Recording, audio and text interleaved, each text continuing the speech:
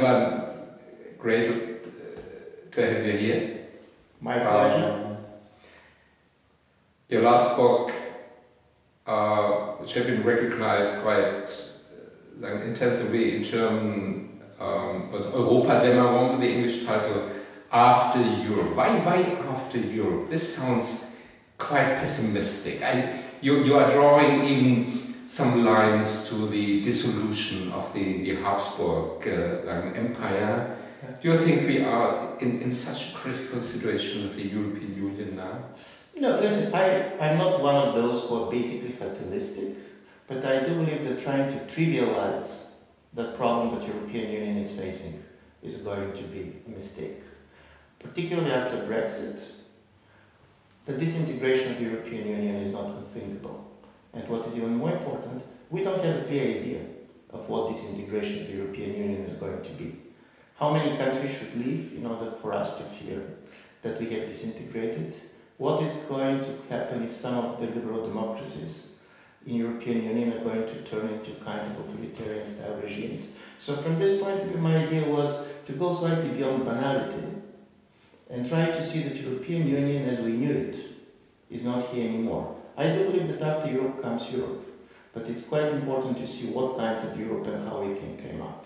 So you are giving up the European Union and its current structure, this kind of combination of a union of states and a citizens' union? I do believe I'm giving up something totally different. European Union was very much a kind of elitist projects thought in terms of institutional integration, which was very much flourishing because of the indifference of the publics. This is not in the cards anymore. For good or for bad, the publics entered European politics. Yeah. And I do believe as a result of it, we're going to have a different union, much more political. I do believe that paradoxically, after this crisis, the two major kind of a concept that have been shaping European debates before, a classical federalism and a classical sovereignism, both of them are dead. And they're dead because on one level, this type of unproblematic sovereignism with European identity, where national identities doesn't matter and so on, are not very much in the cards. But on the other side, particularly, seeing what is happening in Britain after Brexit, the fact that nation states are going to leave the European Union and we're going to be back where they were before joining is an illusion that I don't believe anybody shares anymore. So what do you think are the basic root causes for the crisis of the current model? Is it the tension between national sovereignty and globalization? Is it the democracy deficit of European policy making? Is it the social polarization we see in a lot of European societies? What do you think are the main drivers for this unrest? I do believe that there was more than one cause for what happened, and this is part of the story. But I simply do believe that post-Cold War world, because the European Union was very much a project based first on the Cold War reality and then on the post-Cold world. And it has disappeared. It has disappeared because of the globalization, which some years ago had been perceived as a beneficial by a majority of the people, and then suddenly people got frightened by it.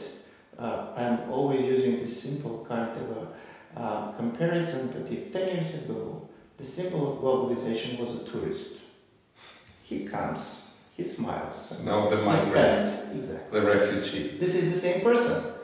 But now the first one was very much welcomed.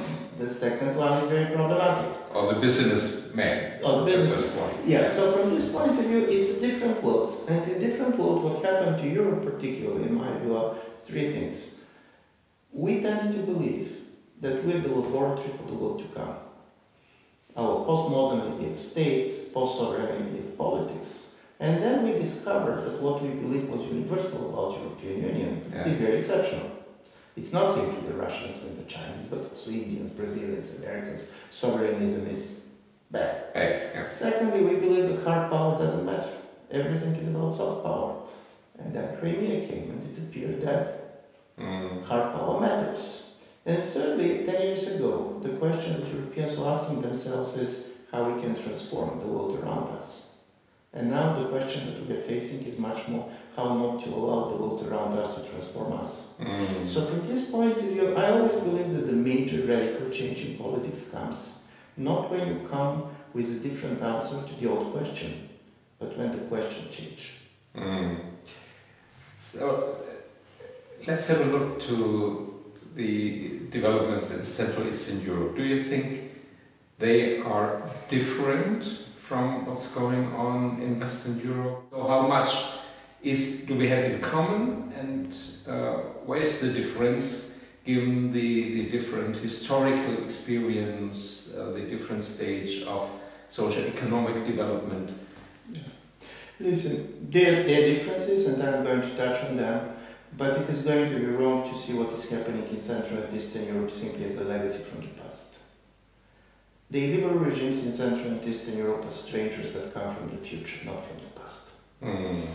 Mr. Orban gave a talk this July, and he was saying 25 years ago, we in Central Europe believed that Europe is the model.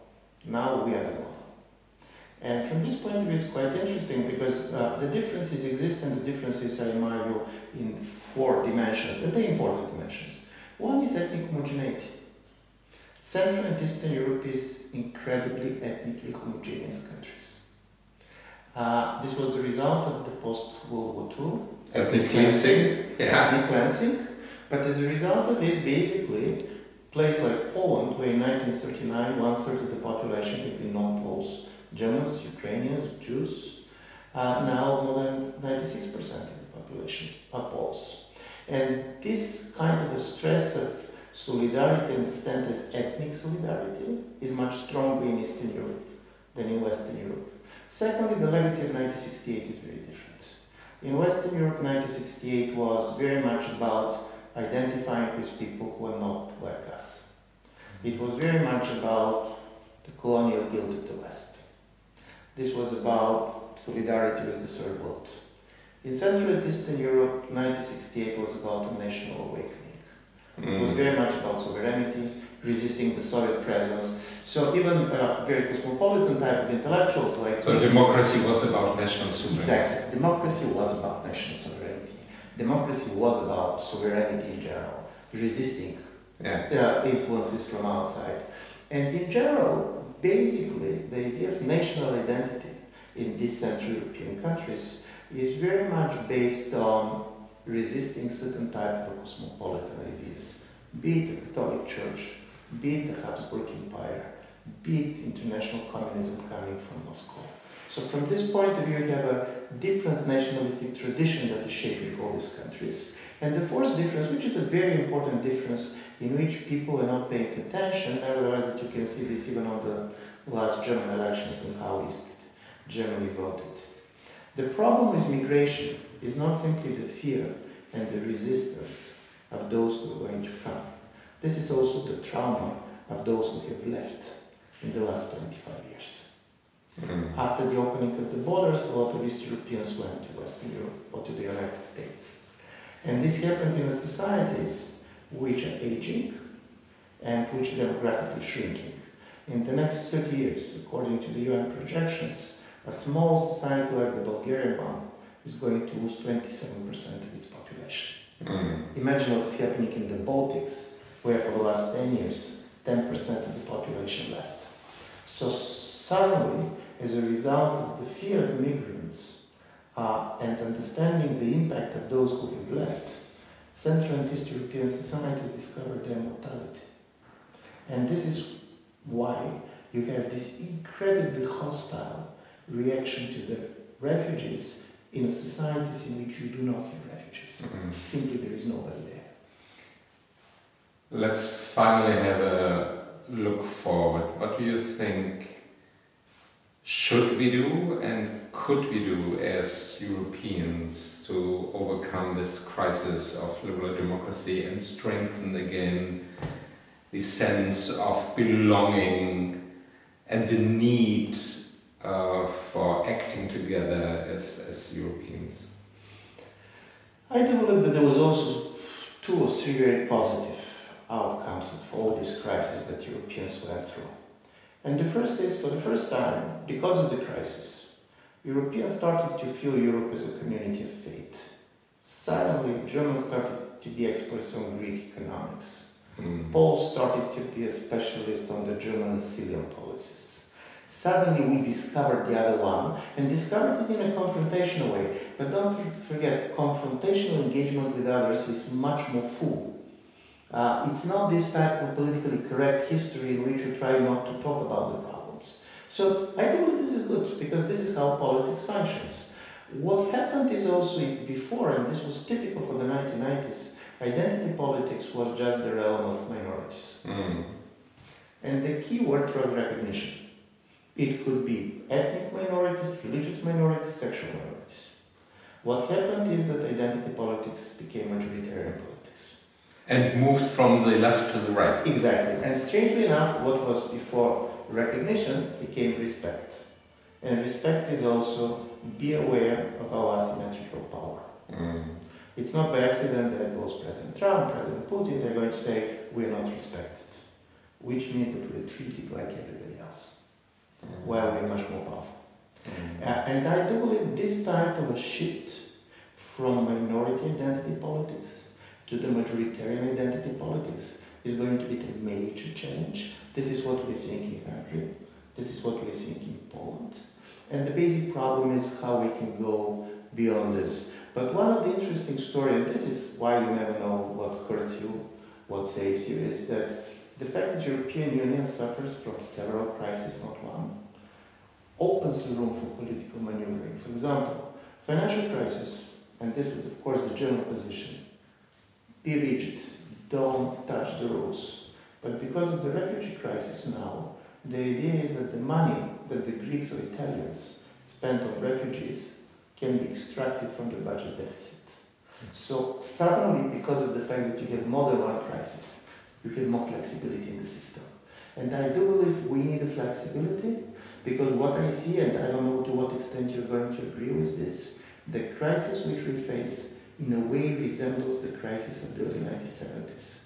But then it was a progressive wave coming from the left that was attacking institutions, and now it's a much more conservative wave coming from the right. The success in the 1970s was not simply stopping some extreme kind of politics, but socializing some of the ideas and concerns of the people protesting. And the basic problem is, can we do now this with a much more conservative people coming from the right, which are afraid of globalization? Thanks a lot. This is a huge challenge, but at the same time it's a huge opportunity to reinvent politics. So we hope for further exchange and cooperation. Thank you very much, Ivan. Thank you.